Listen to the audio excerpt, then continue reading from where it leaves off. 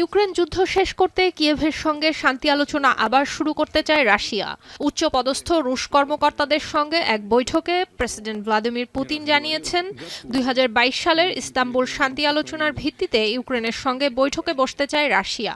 Putin বলেন, এই আলোচনা 2022 সালে ইস্তাম্বুলে এবং 2025 সালে আঙ্কারাতে মার্কিন প্রেসিডেন্ট ডোনাল্ড ট্রাম্পের সঙ্গে বৈঠকের মাধ্যমে পৌঁছানো চুক্তির ভিত্তিতে হওয়া উচিত। О котором я только что сказал, делается только с одной целью – создать для себя благоприятные условия в случае начала или, точнее, возобновления прерванных же по инициативе Украины мирных переговоров. পুতিন আরও বলেন, ইস্তাম্বুলের চুক্তি থেকে কিয়েভের সরে আসার কোনো কারণ নেই। কিয়েভ আলোচনায় আগ্রহী হলে মস্কো আলোচনার টেবিল খোলা রেখেছে। এরপর ইউক্রেনীয় প্রেসিডেন্ট ভলোদিমির জেলেনস্কির দিকে অভিযোগের তীর ছুঁড়ে পুতিন বলেন, শান্তি আলোচনা ফের শুরু হলেই নিজেদের শক্তিশালী অবস্থান জানানোর জন্য রাশিয়ার উপর হামলা চালায় ইউক্রেন।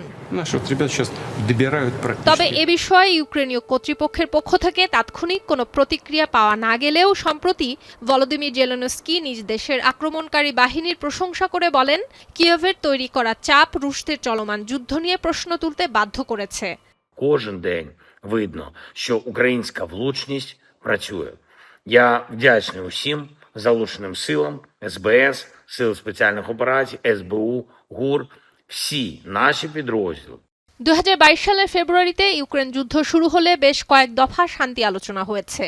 তারপর তুরস্কে 2025 সালে দুই দেশের প্রতিনিধিদের মধ্যে 3 দফা বৈঠক হয়। একই বছর যুক্তরাষ্ট্রে একটি যুদ্ধাবসান চুক্তির খসড়া নিয়েও আলোচনা হয়। যুক্তরাষ্ট্রের প্রস্তাবিত 20 পয়েন্টের চুক্তি নিয়ে আলোচনা করতে 2025 সালের জুন মাসে যুক্তরাষ্ট্র সফরে গিয়েছিলেন প্রেসিডেন্ট পুতিন।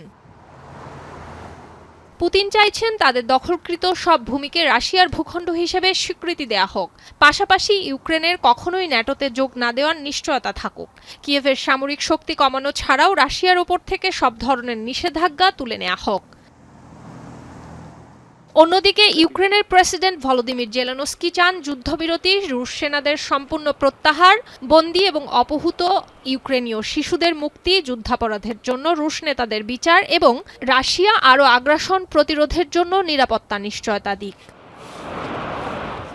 সুলতানা দিনা, এখন বিশ্ব।